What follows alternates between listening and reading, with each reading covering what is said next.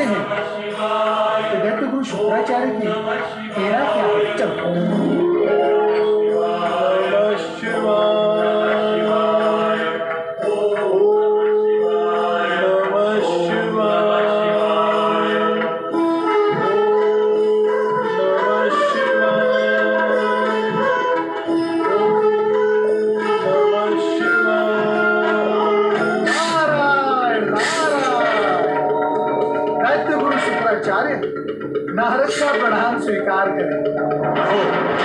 इस प्रयोजन से आना हुआ। नारद का तो सदा एक ही प्रयोजन होता है दैत्य गुरु, और वो है परहित। परहित और लोक कल्याण के कारण ही तो परमपिता ब्रह्मा जी ने मेरी उत्पत्ति की थी। मेरा हित विचार कर आए हो, किंतु मुझे तुम्हारे सहयोग की आवश्यकता नहीं है। किंतु दैत्य गुरु, आपके मुख पर व्याप्त वो चिंता जो आपके मन से चलकर आई है, उसने मेरे भी मन को चिंतित किया है। क्या ऐसी स्थिति में मैं आपकी सहायता नहीं कर सकता? तुम तो देवताओं के शुभ चिंतक हो देवर्षि नारद।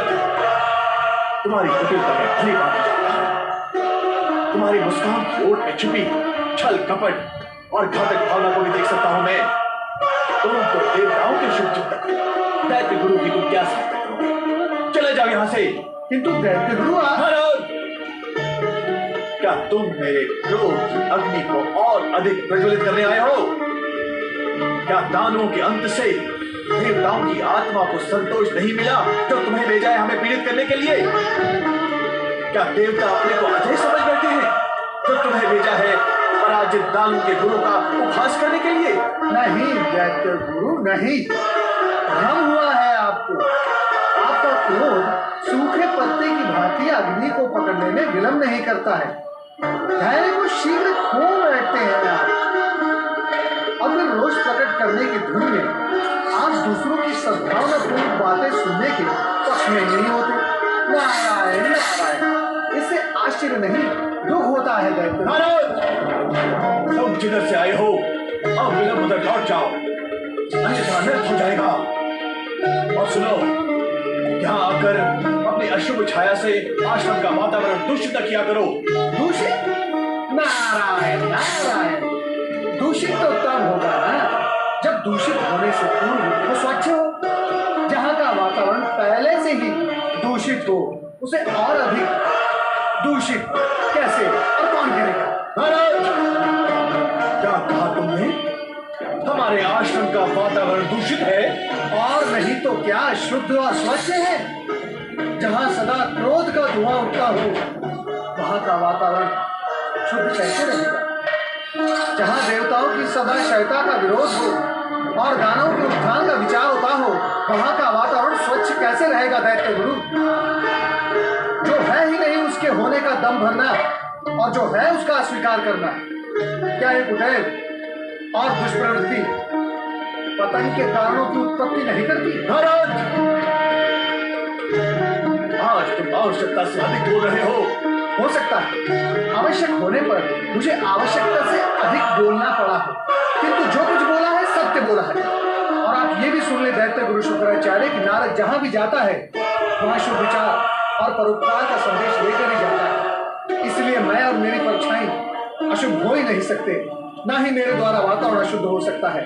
और यह भी सत्य है दैत्य गुरु शुक्राचार्य कि मैं युगों से स्वर्गलोक गया ही नहीं। इसीलिए देवताओं द्वारा मुझे आपके पास भेजने का प्रश्न ही उत्पन्न नहीं होता। मैं यहाँ स्वेच्छा से आया हूँ और स्वयं यहाँ से चला भी जाऊंगा। तो फिर जाते क्यों नहीं? जा रहा हूँ, मैं अवश्य जाऊंगा, किंतु जाने से पहले मैं ये सत्य प्रकट करना चाहता हूँ कि दुखी, चिंतित अथवा क्रोधित होने पर भगवान भोलेनाथ की आराधना करने से भगवान भोलेनाथ कदापि प्रसन्न नहीं होते। यदि आपकी बुद्धि आपका साथ देने में और मेरा परामर्श मानने की स्थिति में है, तो आपके हित में मैं आपसे ये कहूंगा कि आप स्वयं भगवान भोलेनाथ के पास कैलाश जाकर उनके दर्शन करें और अपने मन की व्यथा उनसे कहें। आपने शिवाराधना करके अनेक सिद्धियां प्राप्त की हैं, फिर कैलाश जाने में संकोच कैसा? नारायण नारायण।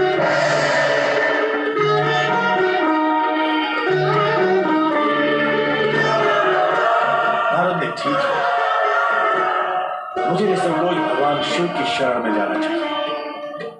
उनकी गिरी मुझे देखते ही रुष्ट हो गए तो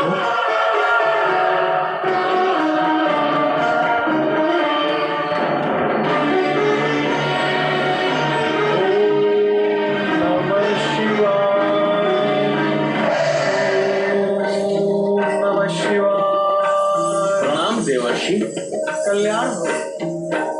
देवर्षि, आपका कैलाश पर स्वागत है। स्वागत? कैलाश पर स्वागत? नारायण नारायण। नंदी माता, जब कैलाश पर भगवान भोलेनाथ और माता पार्वती ना हो तो ऐसे रूखे सूखे स्वागत से मन प्रसन्न नहीं होता। आप दुखी न हो देवर्षि, वे गगन विहार के लिए गए हुए, अभी लौटते ही नहीं।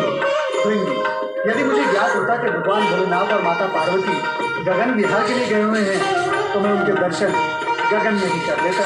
उनके दर्शन के लिए आपको प्रतीक्षा करनी होगी देवर्षि।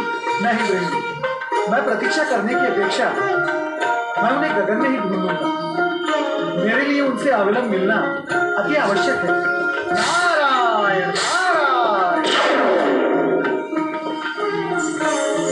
भगवान भोलेनाथ की जय, माता पार्वती की जय। देवर्षि नारद आपके दर्शन के लिए आए थे और अभी भी आपको ढूंढने के लिए गगन क्यों गए? हम जानते हैं कि नारद यहाँ आए, किस लिए आए थे ये भी हम जानते हैं, इसलिए चिंता का कोई कारण नहीं। अर्थात आपने जानबूझकर नारद को दर्शन नहीं दिए स्वामी? सत्य यही है, यदि हम नारद से मिल लेते तो देव दानवों के मध्य एक नया विवाद आरंभ होगा और जगत में फिर वही अशांति व्याप्त हो जाएगी। किंतु स्वामी, जय जय शिव शंकर, जय जय भोलेनाथ।